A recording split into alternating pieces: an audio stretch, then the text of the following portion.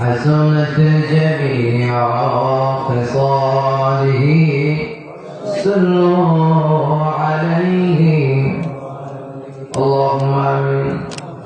ربنا ظلمنا أنفسنا وإن لم تغفر لنا وترحمنا لنكونن من الخاسرين.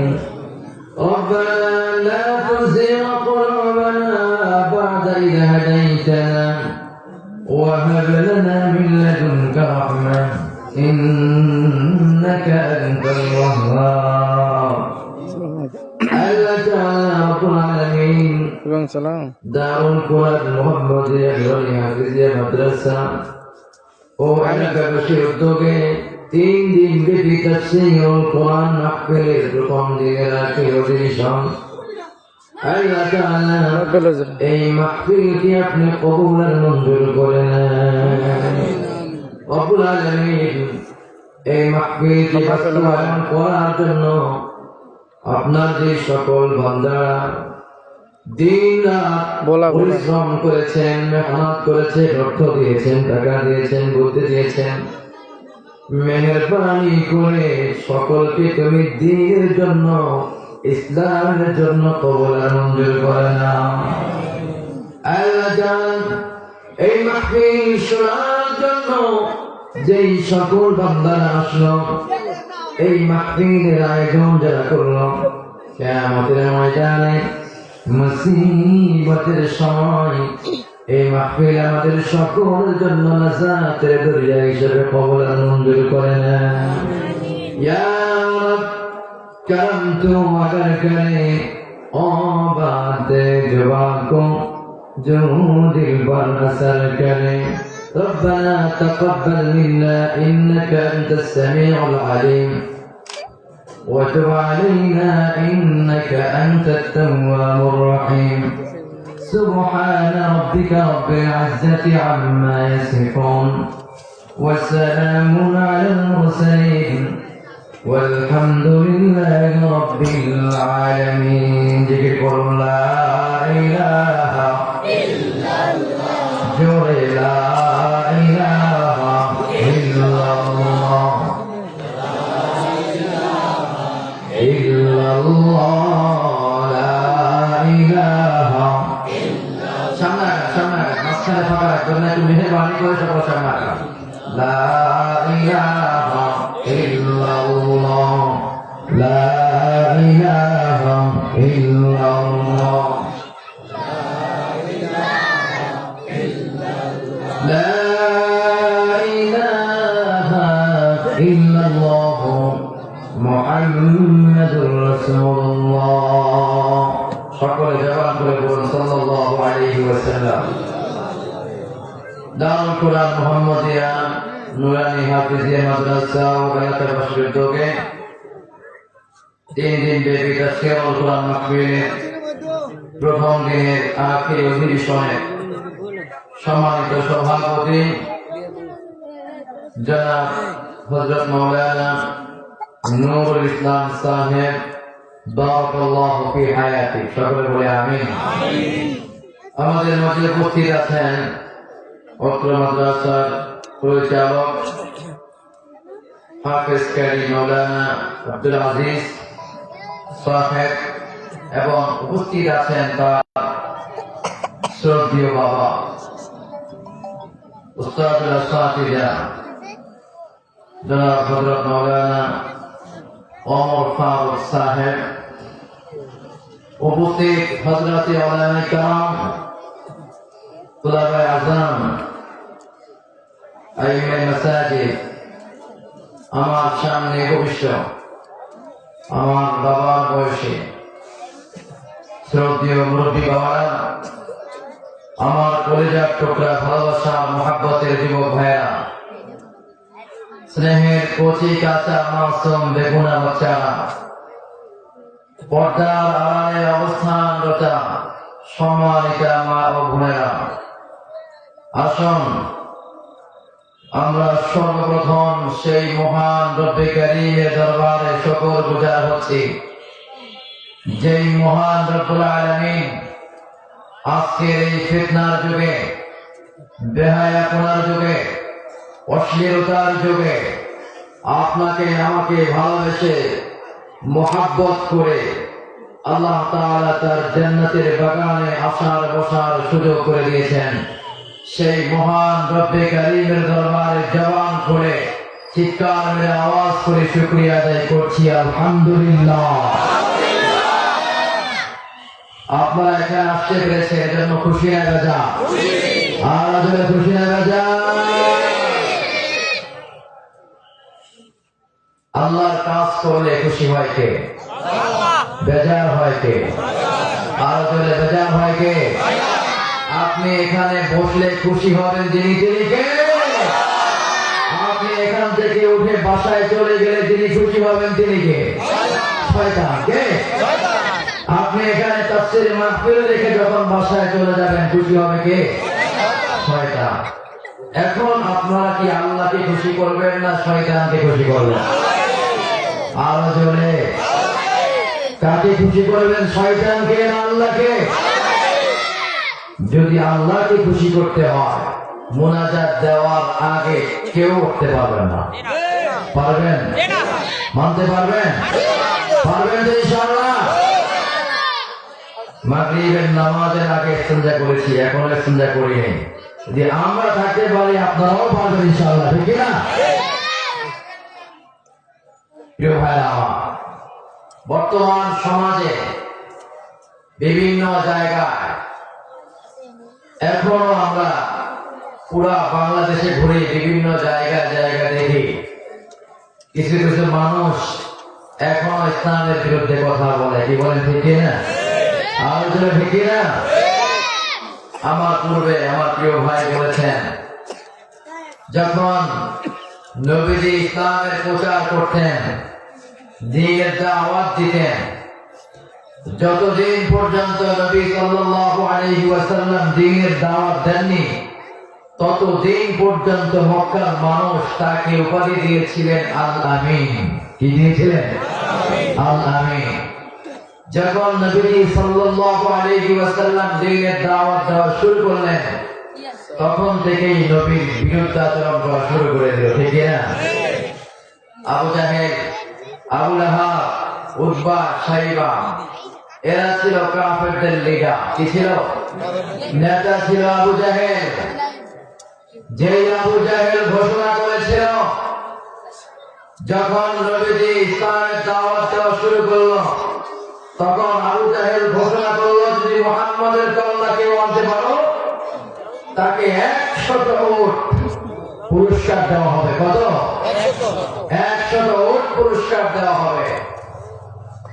সেখানে যেভাবে আবু জাহেল নবীজির বিরুদ্ধে কথা ঘোষণা করলেন, পুরস্কার ঘোষণা করলেন, বাংলার জমিনে এই যে বর্তমানে স্বাধীন দেশে বসে এখনো আলেম নামের কিছু জানেন, কিছু কুলাঙ্গার বাংলার জমিনে বসে বাংলাদেশের লক্ষ লক্ষ যুবকদের আইডল, যিনি বাংলাদেশের লক্ষ কোটি যুবকদেরকে ফলো করে মিজানুর রহমান আজহারের মাথা নেওয়ার জন্য এক আলেম নামের কুলাঙ্গার 10 লক্ষ টাকা ঘোষণা করেছে।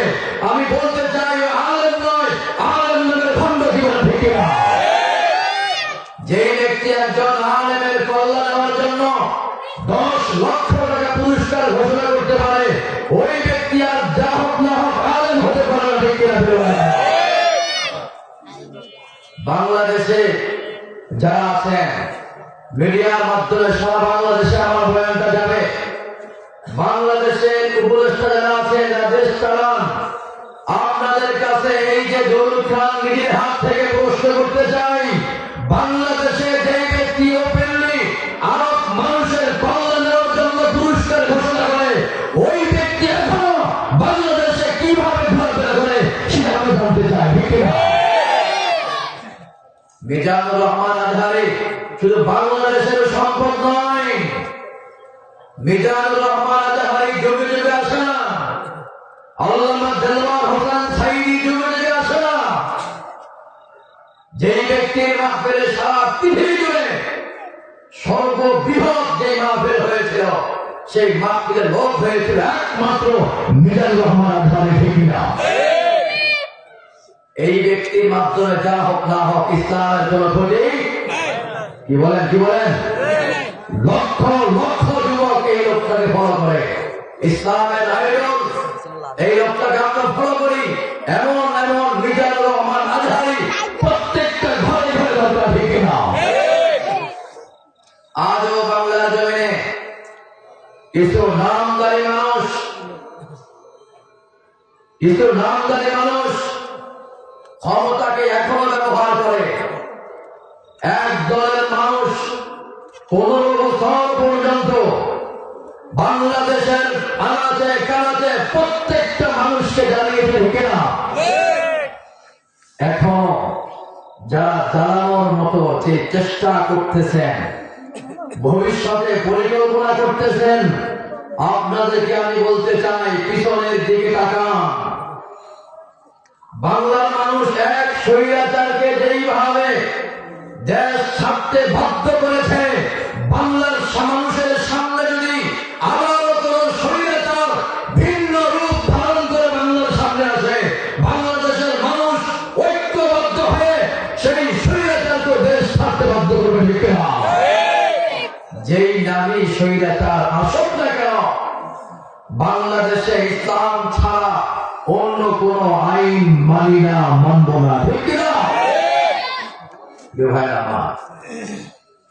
এই যে আবু জাহেল রূপ ধারণ করে বাংলাদেশের বিভিন্ন পাড়ায় মহল্লায় গ্রামগঞ্জে এখনো কিছু মানুষ আলেম ওলামার বিরুদ্ধে কথা বলে, কি বলেন? এখনো আলেমদের বিরুদ্ধে কথা বলে।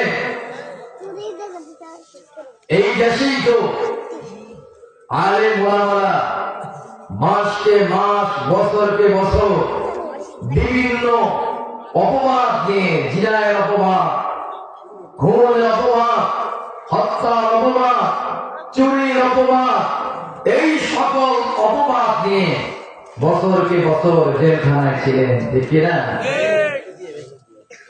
অনেকে জেলখানায় রেখে আবার অনেকে খুশি হয়েছেন। সবাইকে আমি বলতে চাই, জেল খাটা এটা খারাপ কিছু নয়। নবীদের জীবনী পড়েন, আপনি যখন হক কথা বলবেন, বাতিল আপনার উপরে চেপে দাঁড়াবে। আপনার কণ্ঠকে রোধ করার জন্য সকল বাতিল ঐক্যবদ্ধ হয়ে হকের বিরুদ্ধে দাঁড়াবে, ঠিক না?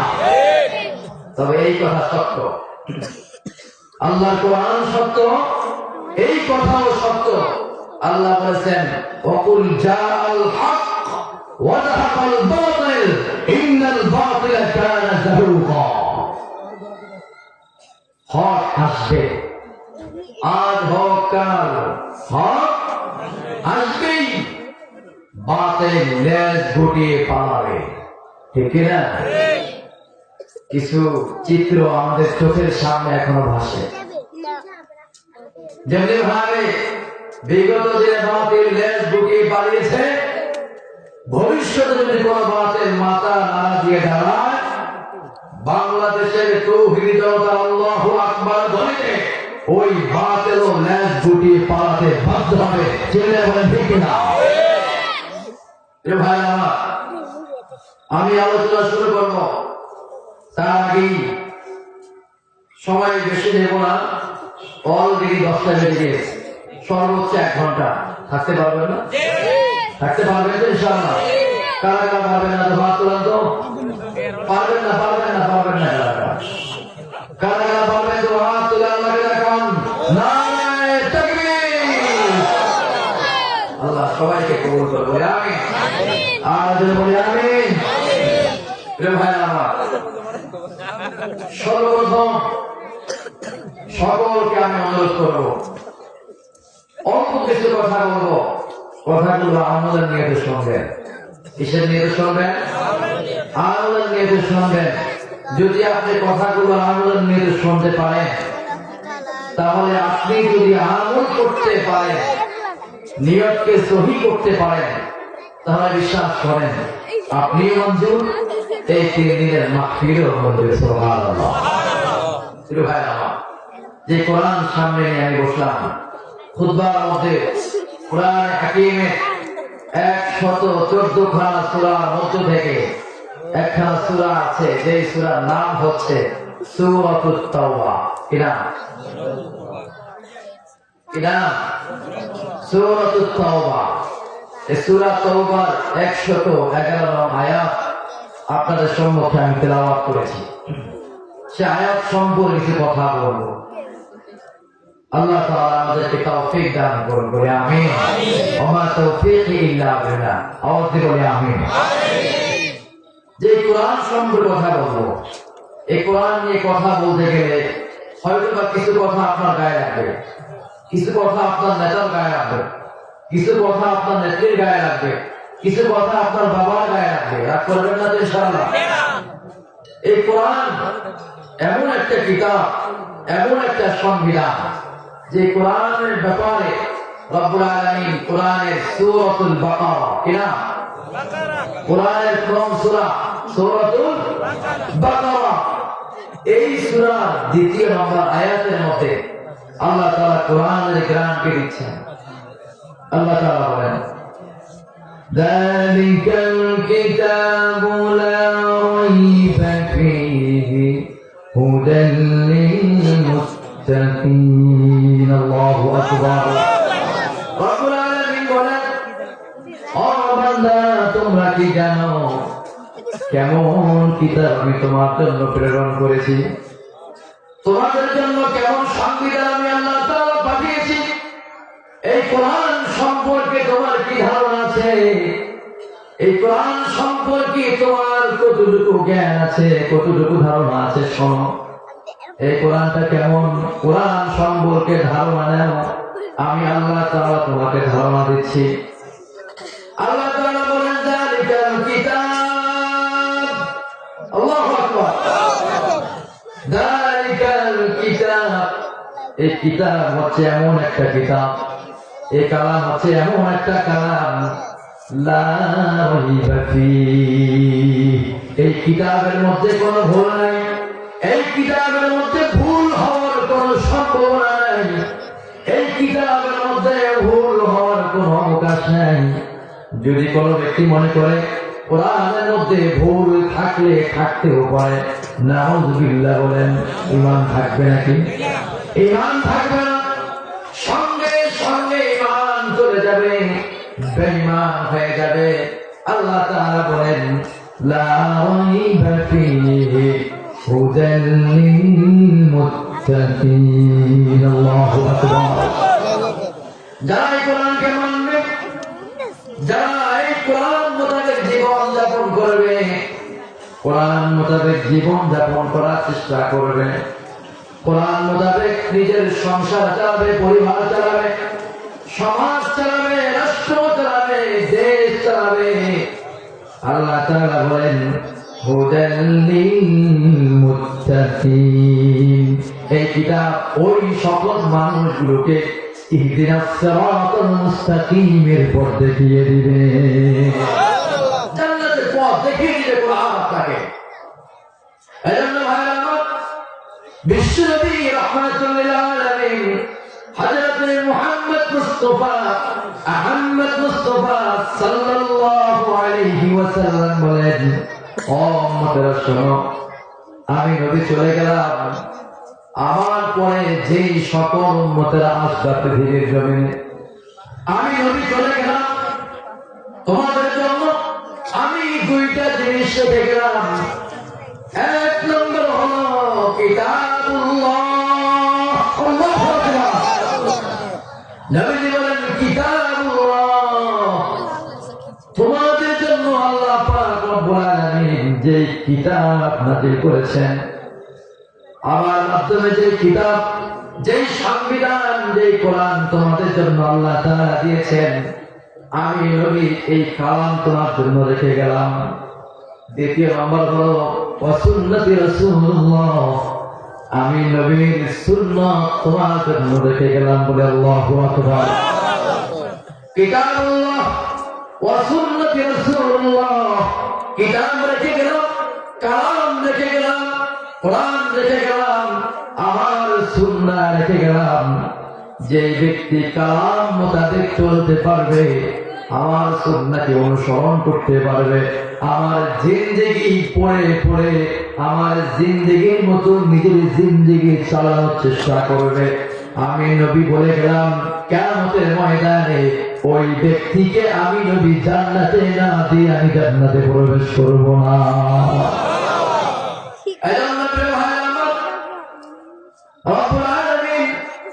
বান্দাকে বোঝার জন্য বলছেন, ও বান্দা শোনো, এই পৃথিবীর জমিনে আমি তোমাদেরকে প্রেরণ করেছি শুধুমাত্র পরীক্ষা নেওয়ার জন্য। কি নেওয়ার জন্য? পরীক্ষা নেওয়ার জন্য। আমি রব্বুল আলামিন মানব জাতির জন্য, জিন এবং ইনসানের জন্য আমি রব্বুল আলামিন জান্নাত সৃষ্টি করেছি, এবং মানুষ এবং জিন জাতির জন্য আমি জাহান্নাম বানিয়েছি। কি বলেন দেখে না?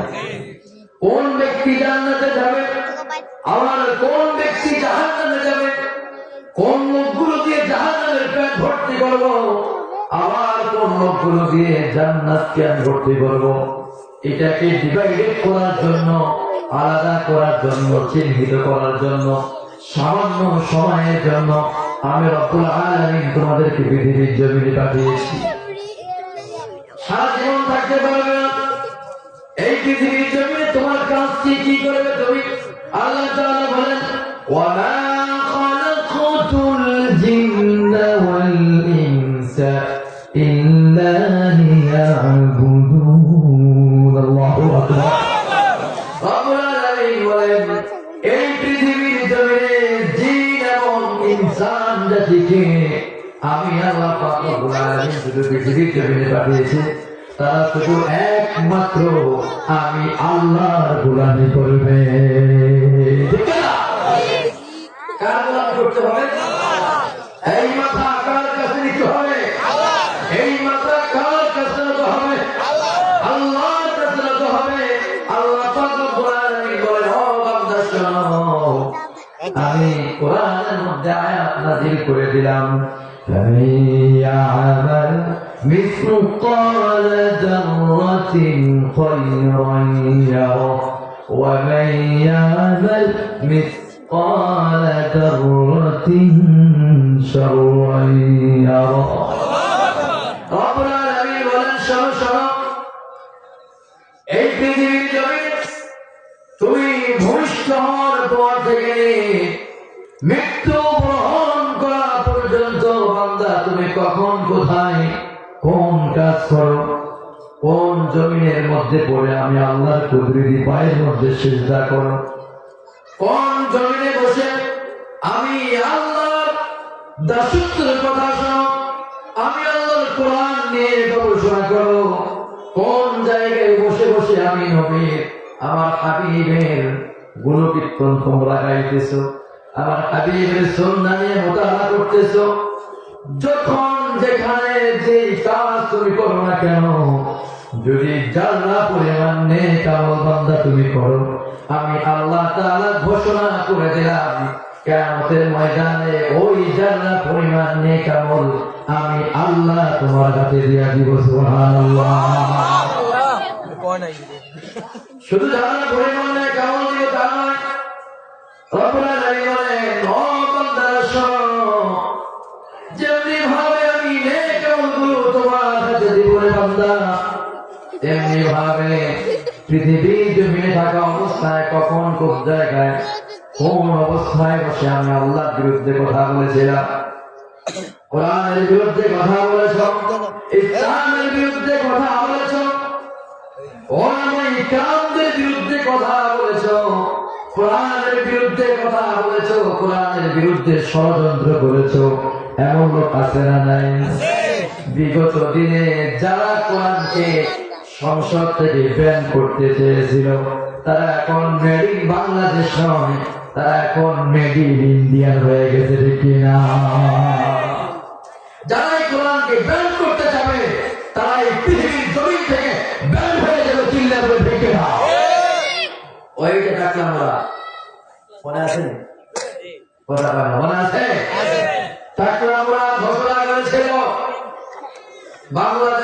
সংসদে শুধু মুসলমান যায় না, হিন্দু, বৌদ্ধ, খ্রিস্টান সবাই যায়।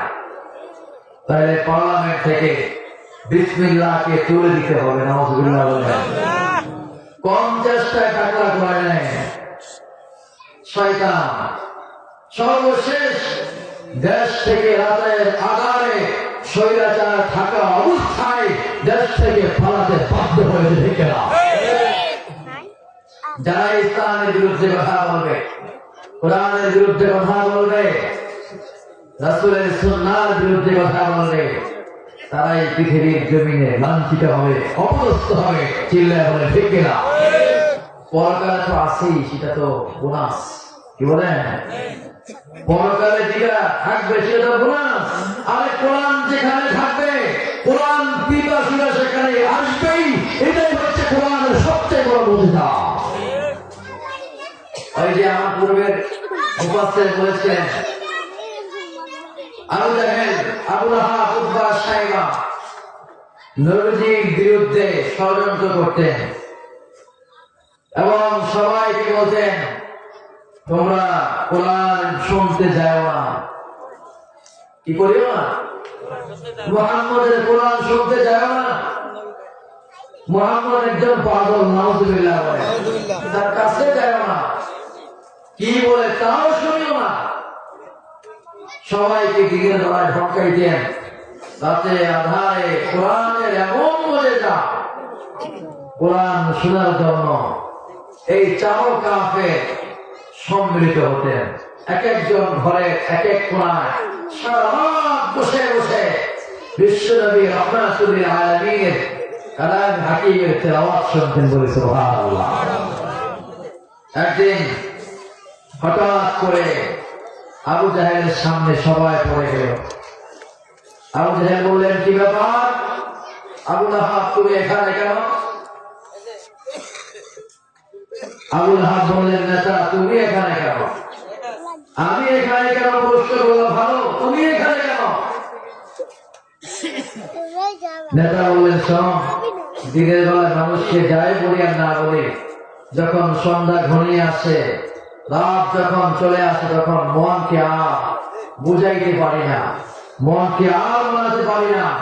মন শুধু চায় যেন মুহাম্মদের ঘরের কোণে এসে মুহাম্মদের জবান থেকে কোরআন হাকিমের তেলাওয়াত শুনি। আল্লাহু আকবার। এমন মুজিজা কোরআনে। আবু লাহাব বললেন, সেম কাহিনী তো আমার সাথেও।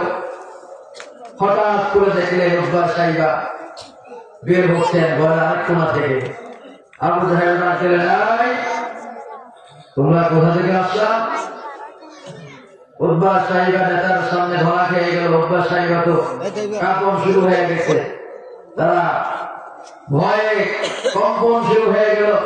তারা বলল, নেতা আমরা তো মুহাম্মদের কালাম হাকিমের তেলাওয়াত শোনার জন্য আসছি। তখন নেতা ঘোষণা করলেন, আজ থেকে আর কেউ মুহাম্মদের ঘরের কোণে এসে কোরআন তেলাওয়াত শুনতে পারবে না। কোরআন তেলাওয়াত তো শুনতে আসবেই না, বরঞ্চ পারলে সেখানে বাধা প্রদান করো। কি করো? বাধা প্রদান করো। এখন আমি প্রশ্ন করতে চাই, আজকে বর্তমান সমাজেও এখনো যারা কোরআনের তাফসীরের বিরুদ্ধে কথা বলে, মাহফিলের বিরুদ্ধে কথা বলে, তাদের সাথে আবু জাহেলের সাথে কোন পার্থক্য আছে? আওয়াজ দিয়ে বলে আছে? নাই। সবাই চলে গেলেন, নেতা হুমকি ধামকি দিয়ে দিলেন। পরের দিন যখন হয়ে গেল, নেতা মনে করলেন, আমি আবু জাহেল নেতা মানুষ, আমি তো ধমক দিয়ে দিলাম, আজকে মনে হয় আবু লাহাব, উতবা সাইবা কেউ আসবে না। আজকে আমি একা একা মুহাম্মদ তেলাওয়াত করবে আর আমি ঘরের কোণায় বসে বসে তার তেলাওয়াত শুনবো। আবু জাহেল চলে গেলেন টেনশন মুক্ত, কেউ তো আজকে আসবে না, শুধু আমি একাই যাব। আবু লাহাব মনে করলেন, যা নেতা যেহেতু ঘোষণা করেছেন, আইন পাস করেছেন, নেতা তো আসবেই না, নেতার ভয়ে উতবা সাইবাও আসবে না। আজকে আমি টেনশন মুক্ত ভাবে সুন্দর করে আমি তেলাওয়াত করব। Luxury pace. উতবা এবং সাইবা তারাও চিন্তা করলেন আবু জাহেল আবু লাহাব তারা হচ্ছে বড় নেতা, তারা যেহেতু আইন পাস করেছেন তারা আসবে না, আমি যাই একা একা গিয়ে নবীর কণ্ঠে সুললিত মধুর কণ্ঠে আমি কোরআন হাকিমের তেলাওয়াত শুনব। যখন সবাই আসলেন একে একে চারজন, আজকেও চার কোনায় তেলাওয়াত শুনতে শুনতে হঠাৎ করে সূরা সাদেক হয়ে গেল, চতুর্দিকে কিছুটা আলো হয়ে গেল, ফর্সা হয়ে গেল। হঠাৎ করে তাদের হুঁশ ফিরে আসলো, হায় ফর্সা হয়ে গেছে, যদি আবার নেতার চোখে পড়ে যায় তাহলে নেতা তো গর্দান কেটে ফেলবে, নেতার হাত থেকে রেহাই পাওয়া যাবে না। যখন সবাই তাড়াহুড়া করে বের হওয়ার চেষ্টা করলো, আবার চার চোর এক জায়গায়। আবু জাহেল বললেন, কি ব্যাপার? কালকে আমি তোমাদের কাছে এমন ধমক দিয়ে বললাম, আজকে আবার সবাই কেন মুহাম্মাদের ঘরের কোণে এসে কোরআন তেলাওয়াত শোনো? আবু লাহাব উতবা সাইবা বলে, নেতা সাহেব, সব জায়গায় খবরদারি খাবে না। তুমি যেখানে আইন করে তোমার আইন তুমি ভঙ্গ করেছ, আগে তোমার আইন তুমি ভঙ্গ করার কারণে আগে শাস্তি তোমার হওয়া উচিত, তারপরে আমাকে প্রশ্ন করো আমি কেন আসলাম। এই কোরআন এমন একটা কোরআন, এমন একটা মুজিজা কোরআন, যারা এই কোরআন ছায়াতলে আসবে এই কোরআন তাকেই হেদায়েত রাস্তা দেখিয়ে দিবে। এজন্য ভাইরা রব্বুল আলামিন বলেন, দুনিয়ার জমিনে যতটুকু কাজ তুমি কোরআনের জন্য করবে, কিয়ামতের ময়দানে আল্লাহর পক্ষ থেকে ততটুকু তোমাকে দেওয়া হবে। কিয়ামতের ময়দানে আল্লাহ বেইনসাফি করবেন না। আল্লাহ তাআলা বলেন, শোনো, যদি আমি ইনসাফ করি, কিয়ামতের ময়দানে যদি ইনসাফ করি, পৃথিবীর জমিনে এমন কোন বান্দা নাই আমার যে বান্দা ইনসাফ ভিত্তিক বিচার করার পরে জান্নাতে যাবে। সুবহানাল্লাহ বলুন। ইনসাফ করে আল্লাহ তাআলা ইনসাফ করে, এই পৃথিবীর কোন মানুষের ক্ষমতা নাই যে বিচার হওয়ার পরে সে জান্নাতে যাবে। আল্লাহ বলছেন, কিয়ামতের ময়দানে ইনসাফ নয়, আমি আমার প্রত্যেকটা বান্দার উপরে দয়া করব, দয়া। আল্লাহু আকবার। আল্লাহ দয়ার বিনিময় কিয়ামতের ময়দানে আমরা জান্নাতে যাব। সুবহানাল্লাহ। প্রিয় ভাইরা আমার, মানুষকে বোঝানোর জন্য রব্বুল আলামিন কোরআনে হাকিমের মধ্যে ইরশাদ করেছেন, ওয়াল হায়াতুদ দুনিয়া ইল্লা লাইবুন ওয়ালাদ দারুল আখিরাতু খায়রুল লিল্লাযীনা ইয়াত্তাকুনা আফালা তা'কিলুন। রব্বুল আলামিন গোটা পৃথিবীর মানুষদেরকে লক্ষ্য করে বলেন, ও আমার বান্দারা, শোনো, এই পৃথিবীর জমিনে আমি তোমাদেরকে চিরস্থায়ী সময়ের জন্য থাকার জন্য পাঠাই নাই। জনম থাকবে, চিরস্থায়ী সময় থাকবে না। এই দুনিয়ার জমিনে আমি রব্বুল আলামিন তোমাদেরকে স্বল্প সময় থাকার জন্য এই পৃথিবীর জমিনে আমি পাঠিয়েছি। যখন সময় হয়ে যাবে, তোমার রূহের সীমাবদ্ধতা যেখানে শেষ হয়ে যাবে, আমি আল্লাহ তাআলা সেখান থেকেই তোমাকে আমার কাছে নিয়ে আসবো।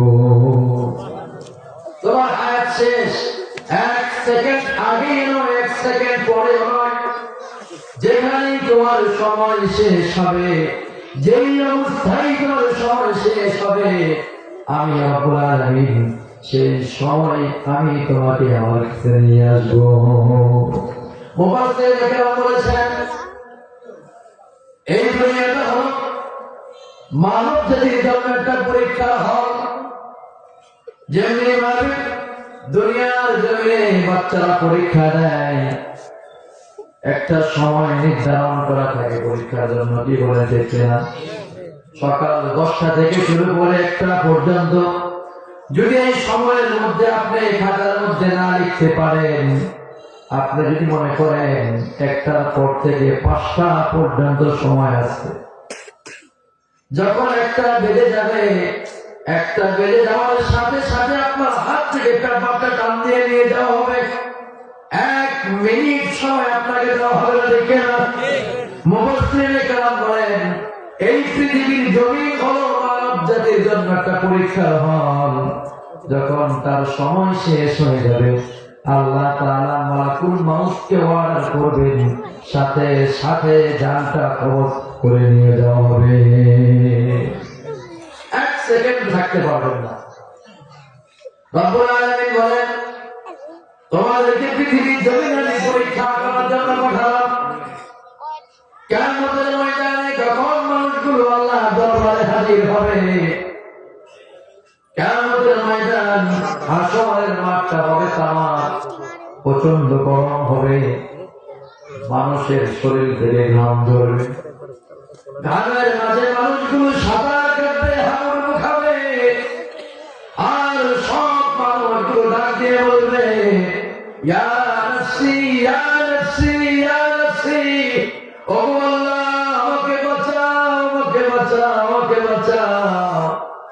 সেই সময় কঠিন মুসিবতের সময় আপনার নবী, আমার নবী, বিশ্বনবী মুহাম্মদুর রাসূলুল্লাহ সাল্লাল্লাহু আলাইহি ওয়াসাল্লাম বলবেন ইয়া উম্মতি ইয়া উম্মতি।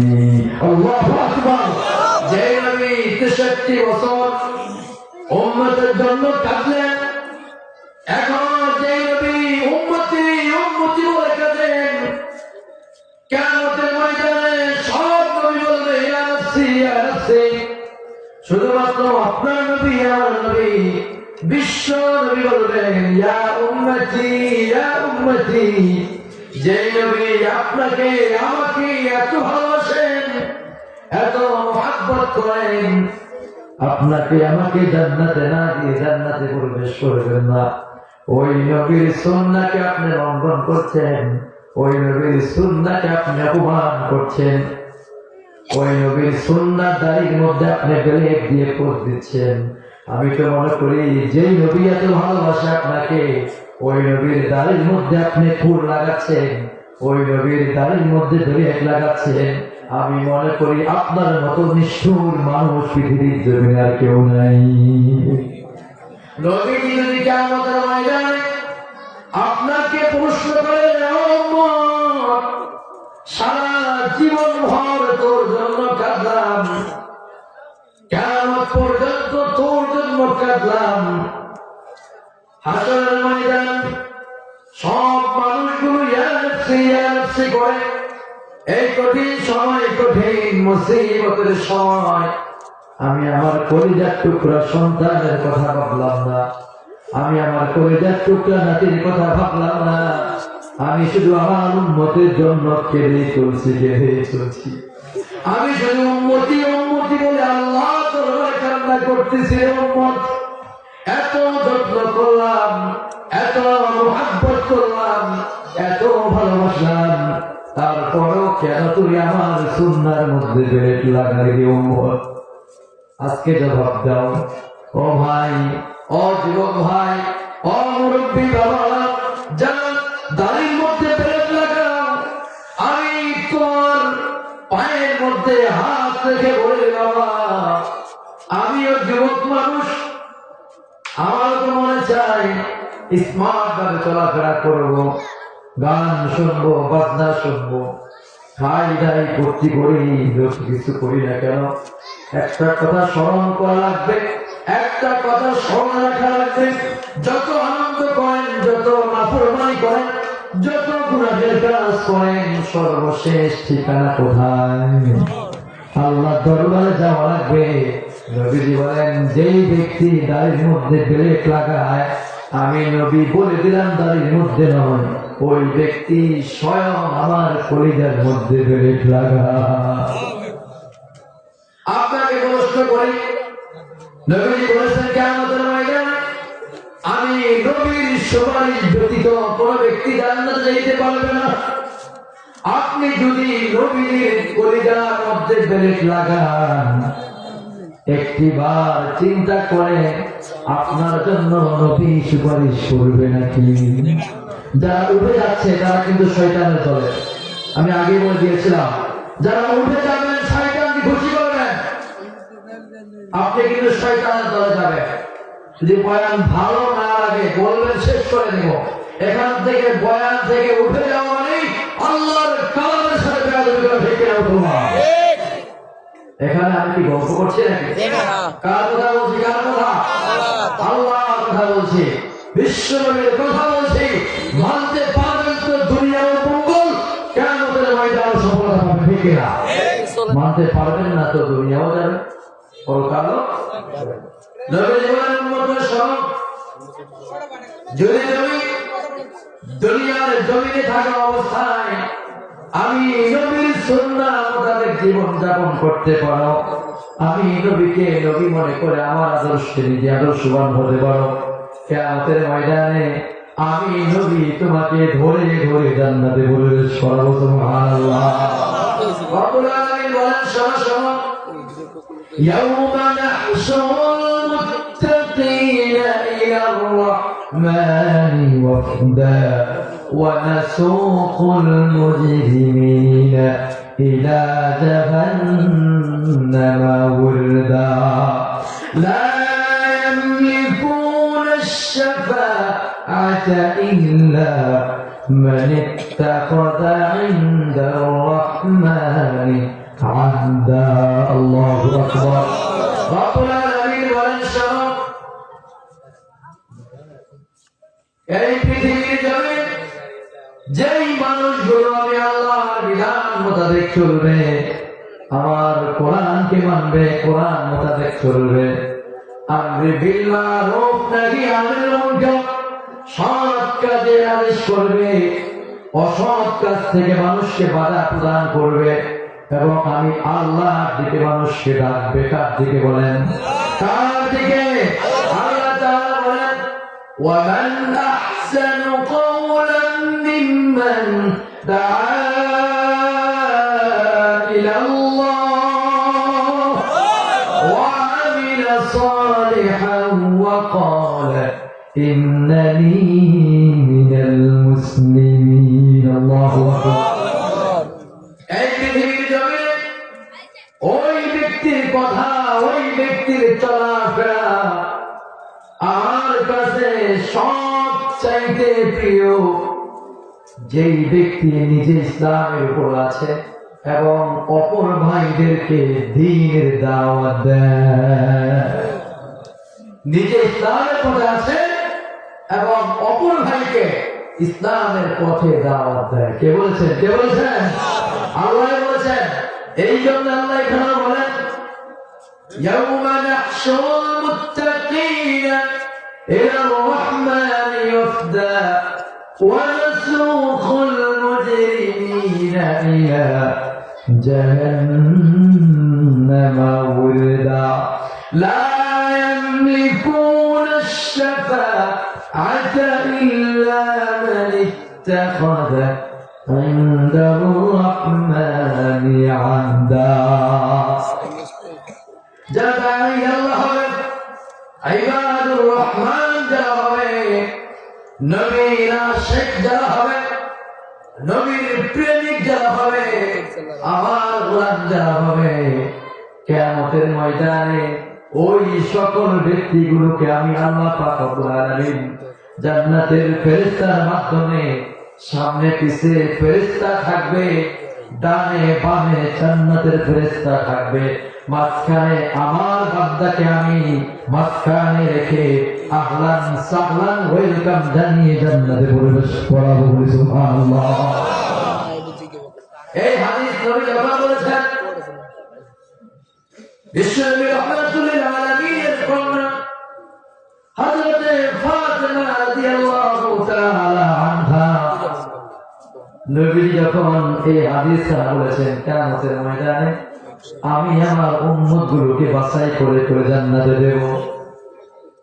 আল্লাহ আমাকে ওয়াদা করবেন, আমি আমার উম্মতগুলো বাছাই করে জান্নাতে দেব।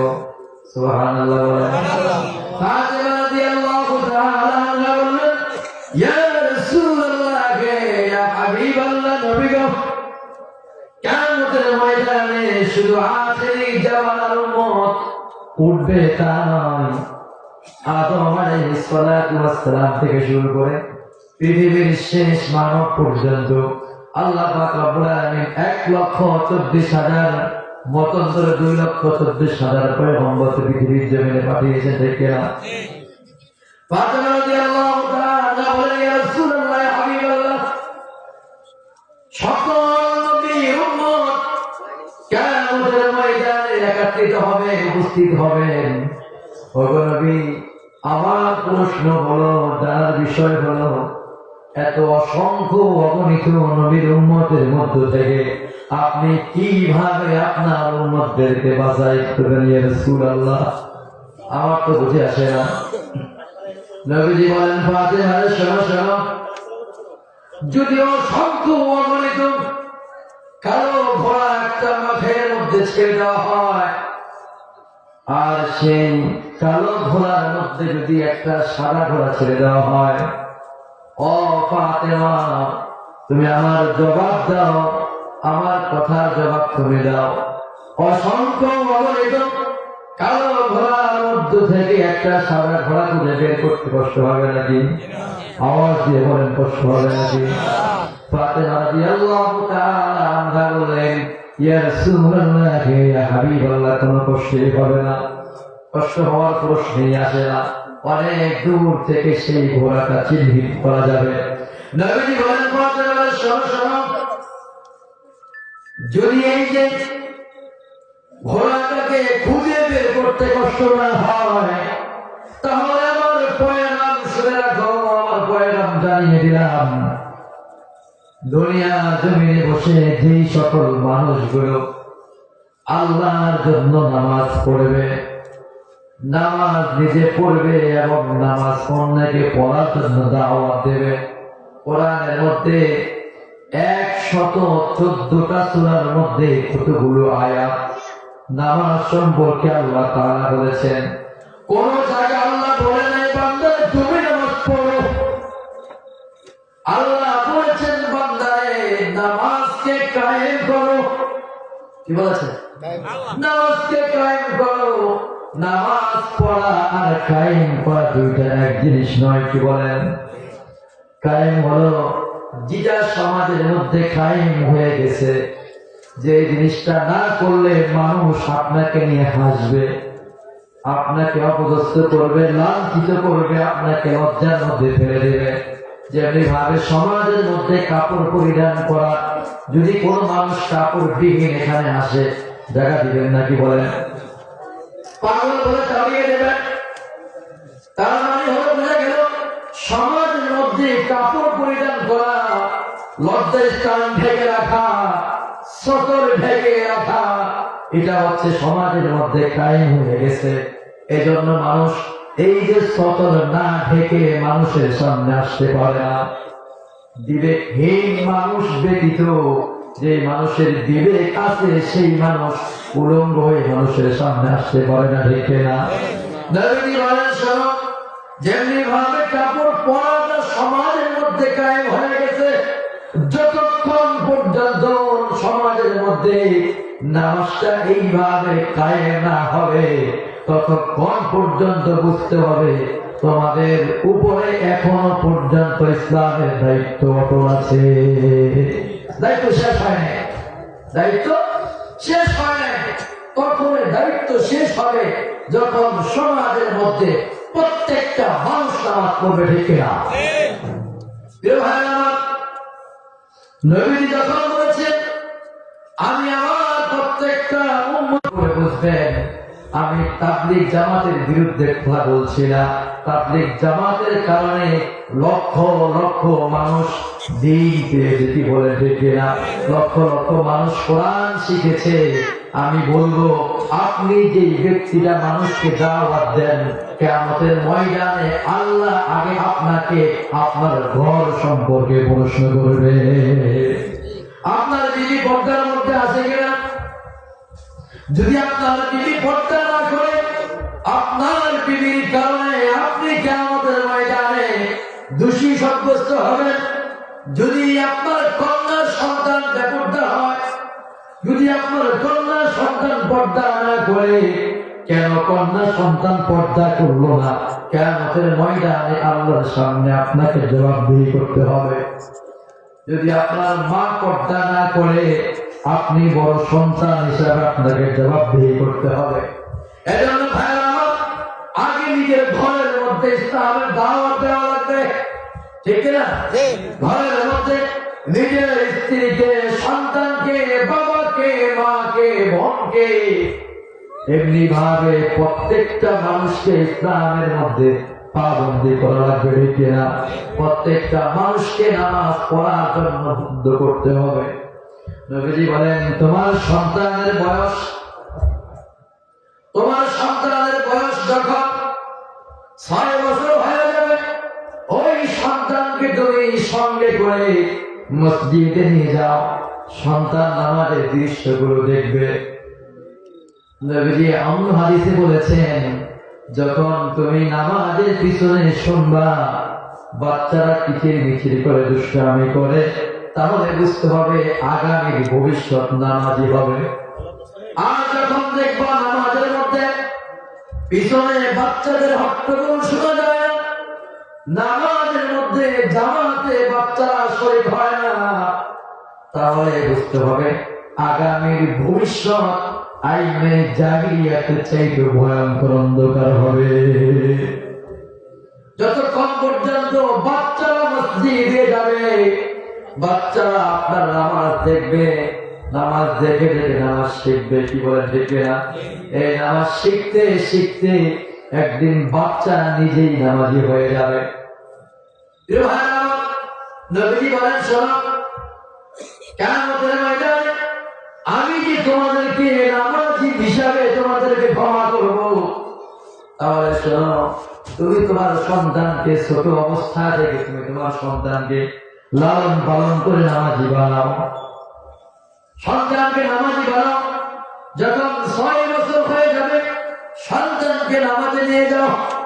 7 বছর হয়ে যাবে, নামাজের জন্য তাগিদ দাও, নামাজের তালিম দাও, নামাজ শিক্ষা দাও, কোরআন শিক্ষা দাও। 8 বছর হয়ে গেল, সন্তানকে নামাজের জন্য শাসন করো। কি করো? শাসন করো। শাসন করা হচ্ছে নবীর সুন্নাত। নবীজি বলেছেন, যতক্ষণ পর্যন্ত তোমার ঘরের মধ্যে শাসনের লাঠি না থাকবে, ততক্ষণ পর্যন্ত তোমার ঘর থেকে শয়তান চলবে না। বর্তমান সমাজের সন্তানগুলো বেয়াদব হয় কেন? সন্তান বাবার কথা শুনে না কেন? সন্তান মায়ের কথা শুনে না কেন? সন্তান মাদ্রাসায় ওস্তাদের কথা শুনে না কেন? তার একমাত্র কারণ হলো প্রত্যেকটা ঘর থেকে শাসনের লাঠিকে আমরা ফেলে দিয়েছি। শাসনের লাঠি ব্যাটের মধ্যে তেল মেজে, নবী বলেছেন, ঘরের মাঝখানে, দরজার মাঝখানে শাসনের লাঠি ঝুলিয়ে রাখো। শাসন করা সুন্নাত। আর বর্তমান সমাজে মাদ্রাসার মধ্যে শাসন করলে ওস্তাদদের বিরুদ্ধে মামলা করা হয়, ঠিক না? শুনে রাখেন, জেনে রাখেন, যদি কখনো আপনার সন্তানকে শাসন করার কারণে, আপনার সন্তানকে ভালো মানুষ বানানোর লক্ষ্যে, সন্তানকে ইলম শিক্ষা দেওয়ার জন্য ওস্তাদ শাসন করলো, এই শাসন করার কারণে যদি আপনি ওস্তাদকে অপমান করেন, সন্তানের সামনে ওস্তাদকে শুরু করেন, আল্লাহর কোরআনকে সাক্ষী রেখে বলতে পারি, এই সন্তান যা হোক না হোক, বাংলার জমির সন্তান আলাদা হতে পারবে না, ঠিক না? কারণ হলো বেয়াদবকে ইলম শিখানো বিশ্বনবী নিষেধ করেছেন। কি করেছেন? নিষেধ করেছেন। এই কোরআনের কত দাম জানেন? বিশ্বনবীর সাহাবী হযরত আলী রাদিয়াল্লাহু তাআলা আনহু মসজিদে নববীর মধ্যে বসে বসে কোরআন তেলাওয়াত করতেছেন। আরবের মানুষ কোরআনের ভাষায় কথা বলে ঠিক কিনা? আরবি ভাষায় কথা বলে, এই জন্য কোরআনের ভাষাও আরবের মানুষ বুঝেন। আলী রাদিয়াল্লাহু তাআলা আনহু মসজিদে নববীর মধ্যে বসে বসে কোরআন পাঠ করতেছেন। ইতিমধ্যে রাস্তা দিয়ে এক ইহুদি পণ্ডিত রাস্তা অতিক্রম করতেছেন। হঠাৎ করে তার কানের মধ্যে বেজে উঠল বিশ্বনবীর সাহাবী। কেমন সাহাবী? যে সাহাবীর জন্য বিশ্বনবী সার্টিফিকেট দেন। বিশ্বনবী বলেন, قال النبي صلى الله عليه وسلم أنا مدينة العلم وعلي بابها। নবী বলেন, আমি নবী হলাম ইলমের শহর, জ্ঞানের শহর হলাম আমি বিশ্বনবী। আর সেই শহরে প্রবেশ করার জন্য একটি মাত্র দরজা, একটি মাত্র গেট, একটি মাত্র প্রবেশের রাস্তা। সেই রাস্তা হলো ওয়ালিউম বাবুহা। সেই রাস্তার নাম হচ্ছে হযরতে আলী। সেই আলী রাদিয়াল্লাহু তাআলা আনহু কোরআনে হাকিম থেকে তেলাওয়াত করতেছেন। ইতিমধ্যে একটা জবরের জায়গায় আলী রাদিয়াল্লাহু তাআলা আনহু জের দিয়ে বসছেন। জবরদের ছিলেন তো? জবরদের ছিলেন? জবরের জায়গায় জের লাগিয়ে পড়েছেন। কোরআন এমন একটা জিনিস, যদি হরকত পরিবর্তন হয়ে যায়, কোরআনের অর্থ পরিবর্তন হয়ে যায়। যখন ইহুদির কানে গেল আলী রাদিয়াল্লাহু তাআলা আনহু আল্লাহর কালাম ভুল করতেছে, ওই ইহুদি গেলেন আলী রাদিয়াল্লাহু তাআলা আনহুর কাছে, গিয়ে বললেন, ও নবীর সাহাবী আলী, তুমি যে আল্লাহর কালাম তেলাওয়াত করতেছো, জবরের জায়গায় কেন তুমি জের লাগিয়ে পড়তেছো? ও আলী, তুমি তো ভুল করতেছো। তুমি এই কোরআনকে সঠিক করে পড়ো, ভুলকে সংশোধন করে পড়ো। আল্লাহু আকবার। আলী রাদিয়াল্লাহু তাআলা আনহু দেখলেন ওই যে ইহুদি পণ্ডিত যেভাবে বলেছেন তারটাই সঠিক। আলী রাদিয়াল্লাহু তাআলা আনহুটা ভুল। এই ভুলকে সংশোধন করে পড়লেন। ইহুদি চলে গেলেন। অনেকদিন পরে ইহুদির কোন আত্মীয় স্বজন ছিল না, ছেলে সন্তান ছিল না, একটা কন্যা সন্তান ছিল। হঠাৎ করে ওই ইহুদি অসুস্থ হয়ে পড়লেন। মুমূর্ষ অবস্থা। মানুষ যখন বুড়া হয়ে যায়, বৃদ্ধ হয়ে যায়, ওই মানুষের অভ্যাস আর বাচ্চা পোড়াপনের অভ্যাস কিন্তু এক হয়ে যায়, ঠিক না?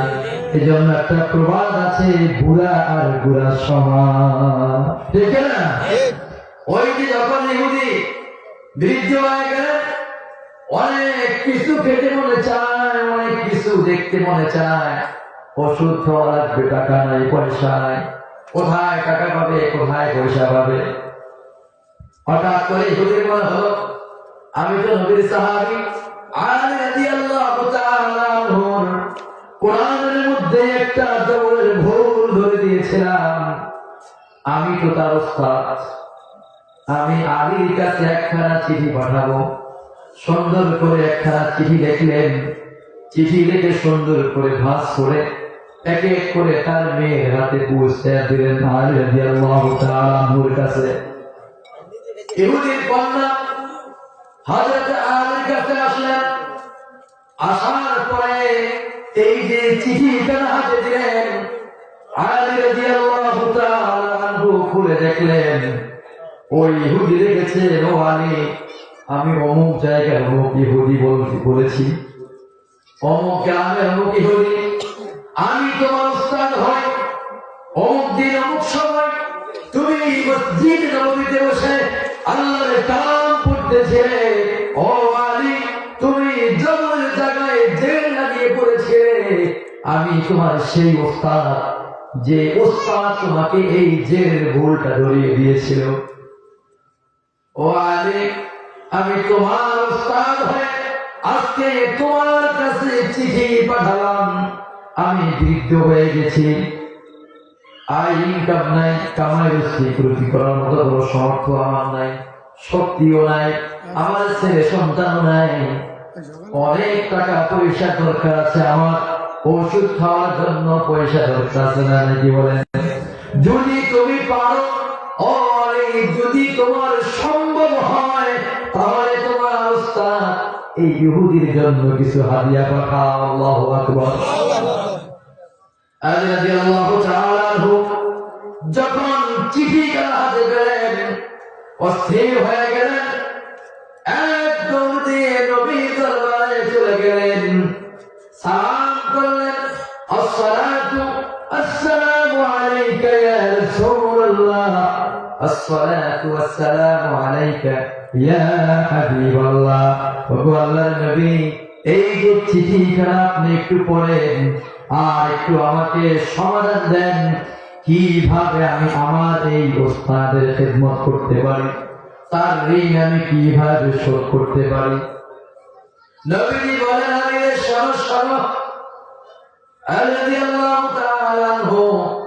অনেক শক্তিশালী ছিলেন, অনেক শক্তির অধিকারী ছিলেন, নৌজওয়ান ছিলেন। আল্লাহর হাবিব বলেন, ও আলী রে শোনো, আল্লাহ তাআলা তোমাকে যত শক্তি দিয়েছে, সকল শক্তিকে উজাড় করে যদি তুমি মরুভূমির মধ্যে গিয়ে চারদিকে 4টা তীর নিক্ষেপ করো, কয়টা?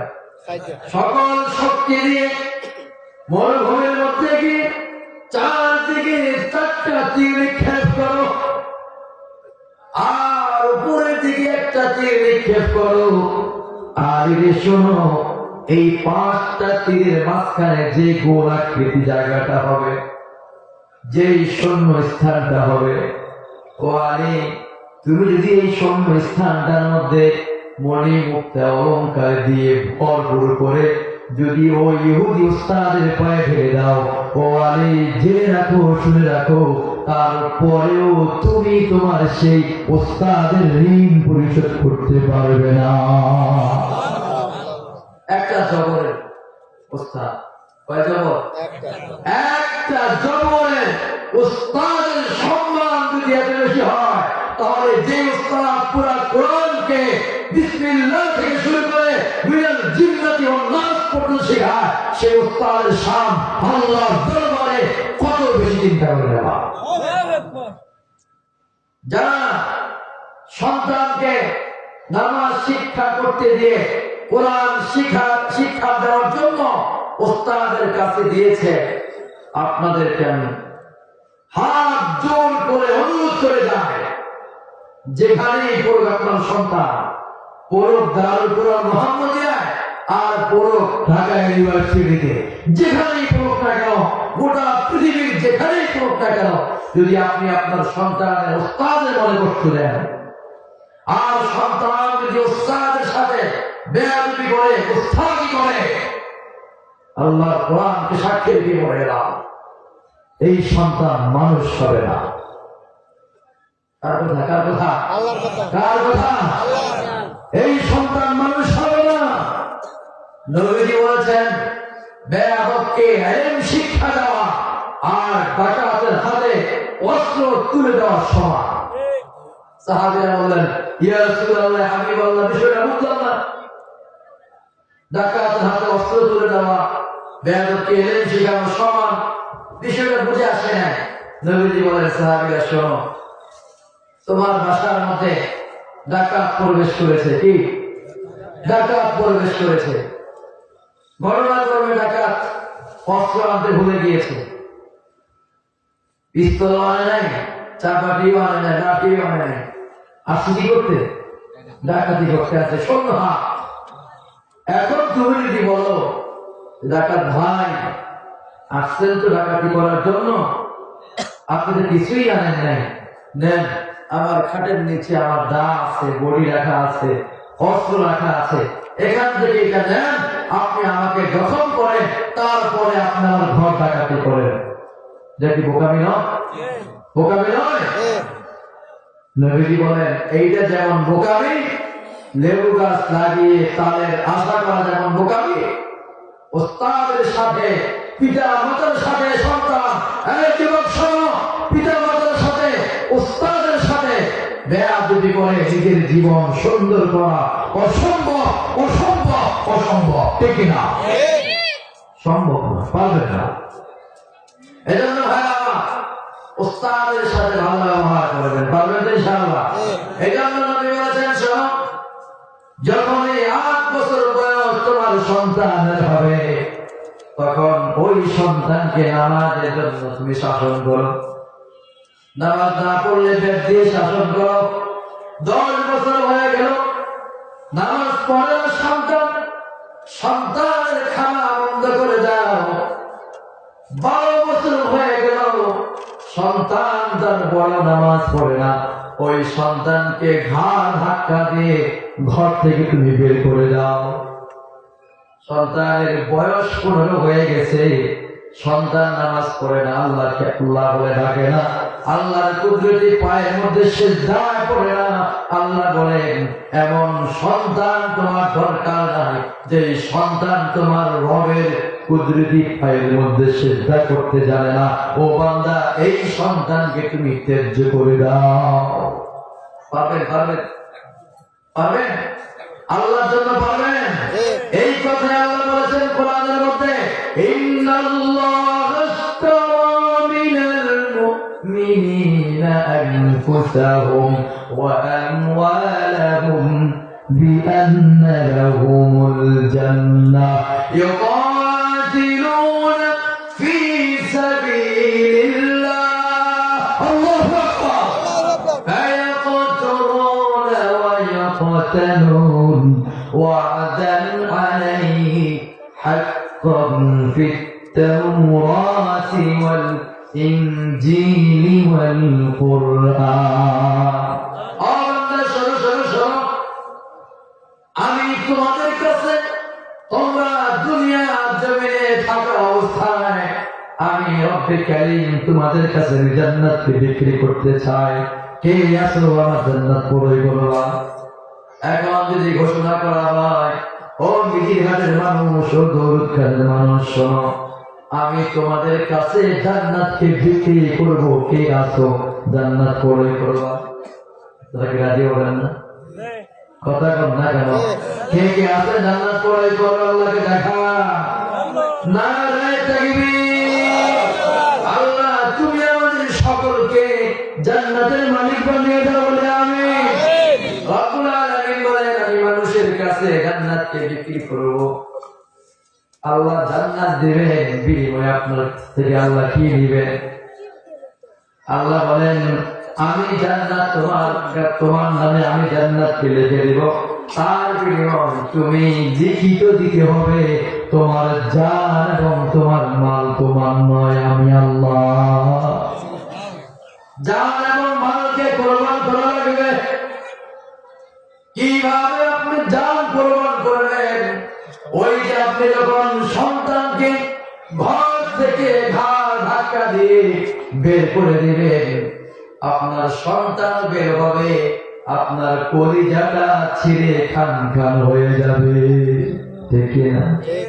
সন্তানের যদি একটু ব্যথা হয়, বাবা মায়ের কলিজা আর মানে না, ঠিক না? সামান্য আমার ছোট্ট একটা মেয়ে আছে, 3 বছর বয়স, বাবা ছাড়া কিচ্ছু বলে না, যেখানে যায় বাবার সাথে যাবে। গতকালকে হঠাৎ করে সুইর সাথে হাতের মধ্যে সুই ঢুকে গেছে, প্রচন্ড রক্ত। মেয়ে যেমনি ভাবে বাবা বলে চিল্লায়, আমি ছিলাম রাস্তায় অনেক রাত্র, প্রোগ্রাম শেষে আজকে বাবার চিৎকার কেমন আমার কানে গেলাম, এক দৌড় উপরে যখন গেলাম, আমার জামা সব বেরিয়ে গেল রক্তে। আমি অল্পের জন্য আমি নিজে হুঁশাইনি, কেমন কষ্ট লেগেছে, সামান্য একটু আঘাতের জন্য মনে হচ্ছে এই মুহূর্তের জন্য আমার কলিজাটা ছিঁড়ে খানখান হয়ে যাচ্ছে। এই জন্য আল্লাহ বলেছেন, শোনো,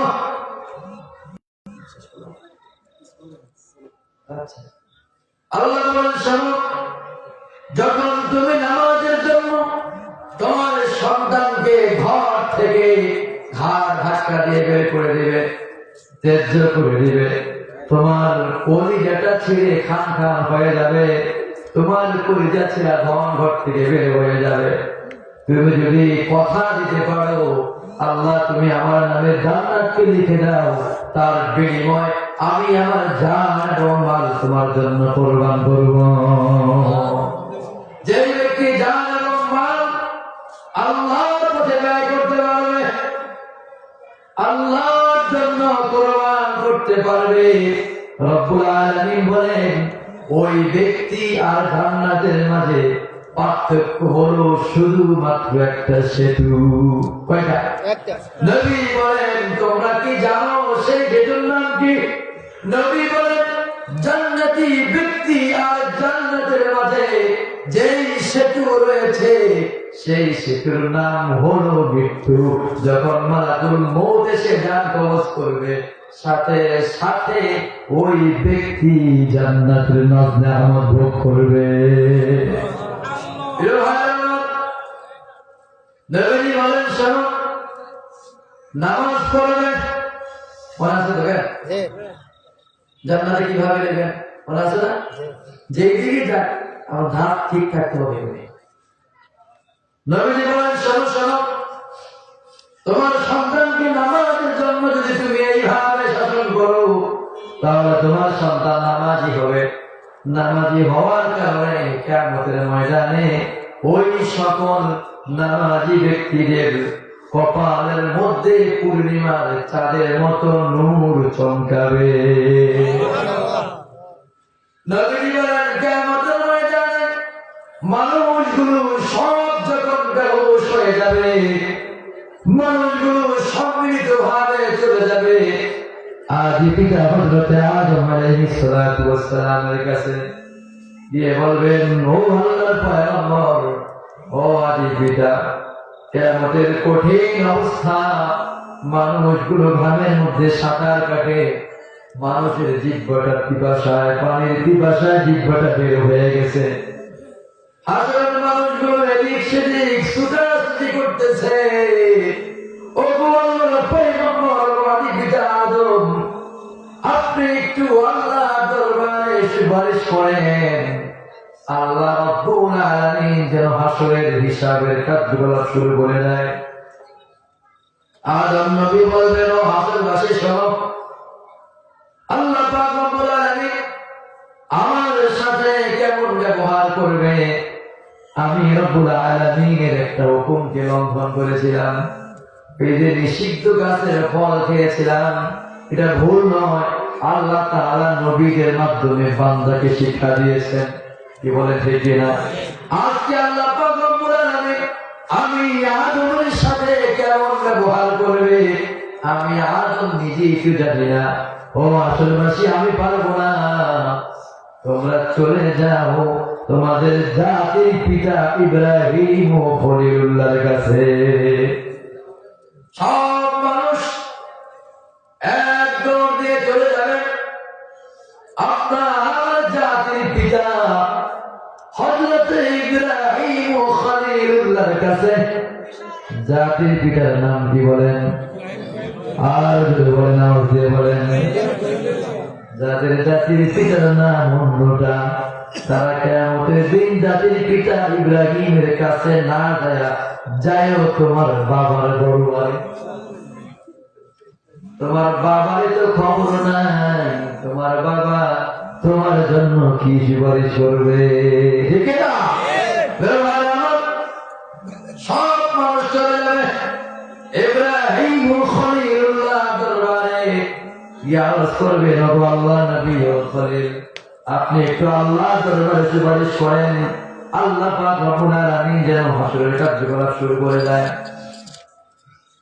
ইব্রাহিম নবী বলবেন ও হাসরবাসী, আজকে আমি ইব্রাহিম বলতেছি ইয়া নাফসি ইয়া নাফসি, আজকে কিয়ামতের দিনে কঠিন মুসিবতের সময় আমি যে আল্লাহ দরবারে সুপারিশ করব এই ক্ষমতা আল্লাহ আমাকে দেয়।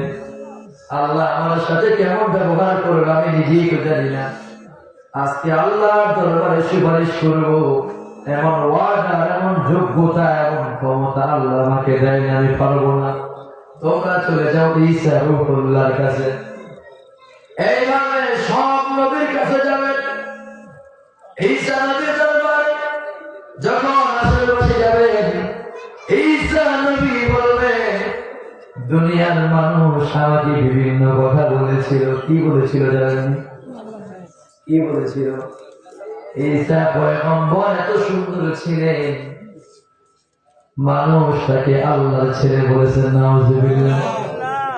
ঈসা পয়গম্বর বলেন, মানুষ আমার সাথে কেমন আচরণ করেছিল দুনিয়ার জমিনে, আজকে সেই কারণে আল্লাহ পাক রব্বুল আলামিন আমার সাথে কেমন ব্যবহার করবেন আমি ঈসা রূহুল্লাহ জানি না, আমি পারবো না। তবে তোমাদেরকে একটা সমাধান দিতে পারি আমি। কে বলেন? ঈসা রূহুল্লাহ বলেন, এই সমাধানের পথ আমি দেখিয়ে দিতে পারি।